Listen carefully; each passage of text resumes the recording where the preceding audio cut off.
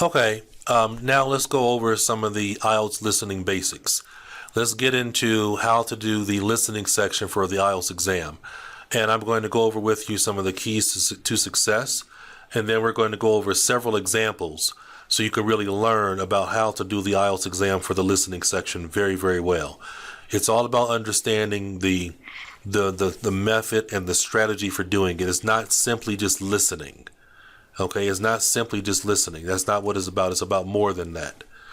And so let's go through some of these things. All right, the test is a total of about 40 minutes. It takes about 30 minutes to do the actual sections 1 through 4. And then you always have 10 minutes at the end to be able to write your answers down, take your answers from the answer sheets, take your answers from the test booklet to the answer sheets. Okay? And next, in terms of section 1 and section 2, you have 4 sections on IELTS listening. You have 4 sections.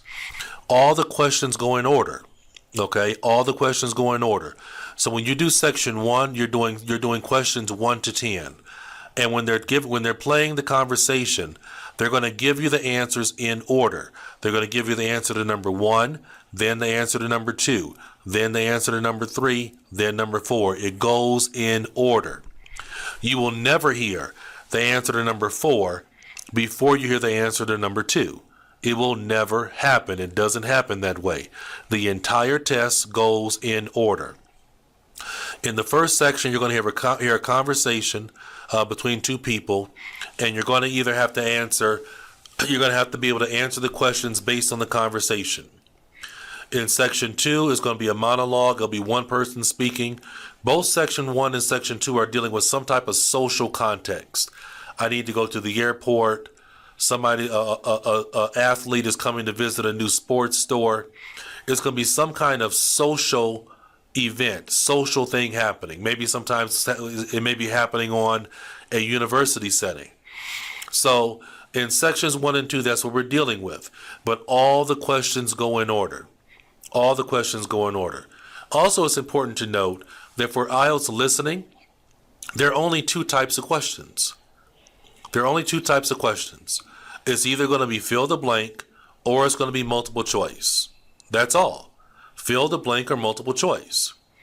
Now, there are different types of multiple choice. There are different types of fill the blank. All right, and we're going to go over how to do each one of those types of questions. In sections 3 and 4, section 3 is a conversation, right? Section 4 is one person speaking. So for the IELTS exam, you have 4 sections. Sections 1 and 3 are conversations. Sections 2 and 4 are one person speaking.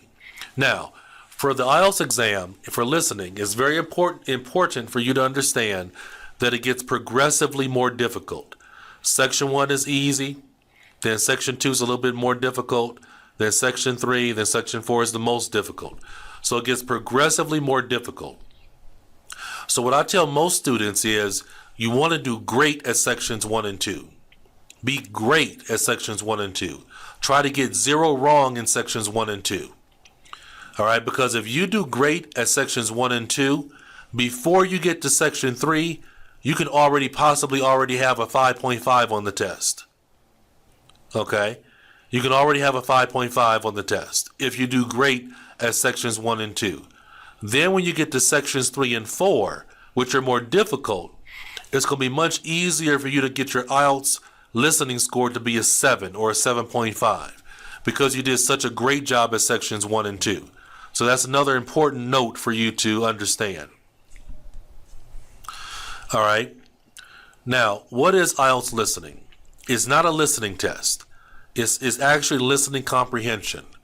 You have to constantly listen for synonym matching, synonyms. They're always testing you with synonyms. You'll see certain language in the question, but when they're speaking, they use synonyms for that language in the question. And you have to be able to recognize the synonyms because they always attach the answer to the synonyms. Whether it's multiple choice or fill the blank, they attach the answer to the synonyms. In fill the blank questions, they use synonyms for the words that are before or after the blank line. And that's where they're going to attach the answer to.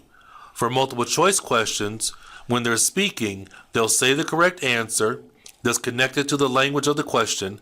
But then for the answer choice, you have to pick the answer choice that uses synonym language for the answer that they said. All right. Now, when we go through examples, and we're going to go through a lot of examples, when we go through examples, you're going to have an opportunity to be able to see what I'm talking about in real life. What makes the test difficult? Well, number one, the answers come directly one after the other. After you do number 15, they go right to number 16. After number 16, you get into number 17. So there's no time for you to take notes. There's no time for you to take notes. So when you hear an answer, you got to write it down. When you hear something that you think is an answer, you got to write it down. Okay? You must answer right away. You must answer immediately. There's no time to think about it. Okay, there's no time to sit there and think about it or come back to it, because they're constantly moving forward. They're constantly going forward. You have to be ready. Your spelling must be perfect. Okay? If you have one letter wrong, the answer is wrong. Okay? There's no substitute for that. There's no, well, what if I'm not good at spelling? If you're not good at spelling, you're probably going to get a lot wrong. I've known some students to have 15 wrong, and 13 of them were wrong because of spelling. All right. Also, you have to follow the directions very, very well. If they say write no more than 2 words, you cannot write more than 2 words. If you write more than 2 words, your answer is wrong. All right. Some keys to scoring highly. Know when spelling is important. On the actual test booklet, you don't have to spell anything correctly. You can abbreviate. You can use shorthand.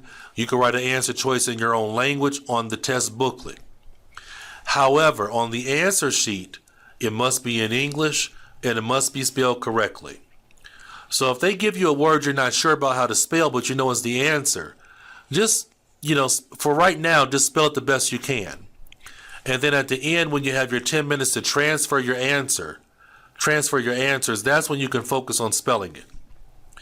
Write your answers immediately when you hear them. Predictions of answers is so important. In section 1 and sometimes in section 2, you can predict what the answer might be. And it's really important to learn how to do that. Also, underline your keywords so that you know the words the answer is connected to. All right? So we're going to go over these things as we go through the examples.